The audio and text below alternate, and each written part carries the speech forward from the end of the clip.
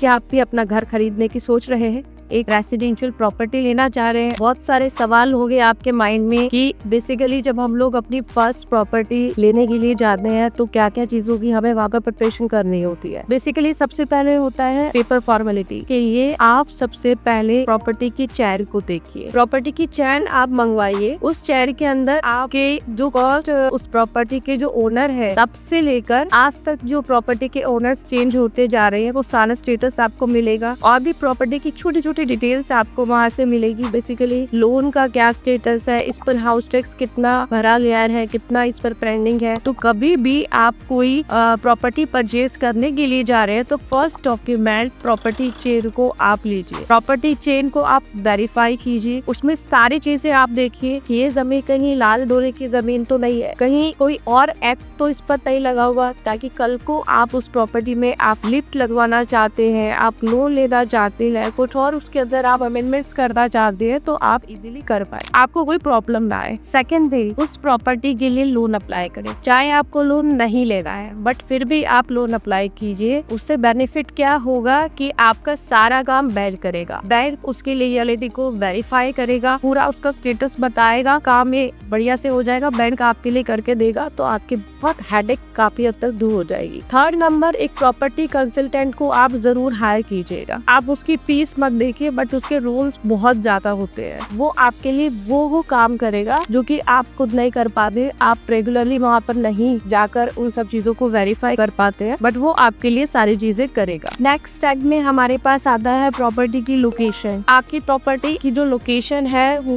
Best location होनी चाहिए, आसपास आपकी सारी फैसिलिटीज होनी चाहिए, आसपास एजुकेशनल हब होना चाहिए, ट्रांसपोर्टेशन का आपको कोई प्रॉब्लम नहीं होना चाहिए, शॉपिंग एरिया प्रॉपर्टी के पास हो, आपको आसपास मिले। और सबसे इम्पोर्टेंट, आप ये जरूर देखिए कि आपकी जो रेजिडेंशियल प्रॉपर्टी है वहाँ पर आपके नेबर्स कैसे हैं। नेबर्स को देखना भी बहुत जरूरी है। तो जब भी आप कोई प्रॉपर्टी परचेज करने के लिए जाते हैं, आसपास आप नेबर्स से मिले, उनसे बातचीत करें, वो आपको उस प्रॉपर्टी के बारे में भी बताएंगे, उसकी हिस्ट्री के बारे में बताएंगे और आपको पता भी लगेगा कि यहाँ पर आने के बाद मुझे कैसा एटमॉस्फेयर मिलेगा, आपके बच्चों को कैसा एटमॉस्फेयर मिलेगा। नेक्स्ट, आपका जो सेलर है उस प्रॉपर्टी को वो क्यों सेल करना चाह रहे हैं, उस रीजन को जरूर आप फाइंड आउट कीजिएगा। हो सकता है कि उस प्रॉपर्टी की कंस्ट्रक्शन क्वालिटी अच्छी ना हो सकता है कि उस पर उसका राइट ना हो सकता है कोई उसे वहाँ पर परेशान कर रहा हो, कोई नेगेटिव एनर्जी वहाँ पर हो, तो ये सब चीजें भी आप जरूर देखिएगा। नेक्स्ट स्टेप हमारा आता है कि अब आपने सारी चीजें वेरीफाई कर ली है, आपकी प्रॉपर्टी के पास सारे 5 पॉइंट्स है, आपने उसकी लीगलिटी को वेरीफाई कर लिया है, आपने नेबर्स भी देख लिए, अब आप जाते हैं रजिस्ट्री करवाने के लिए।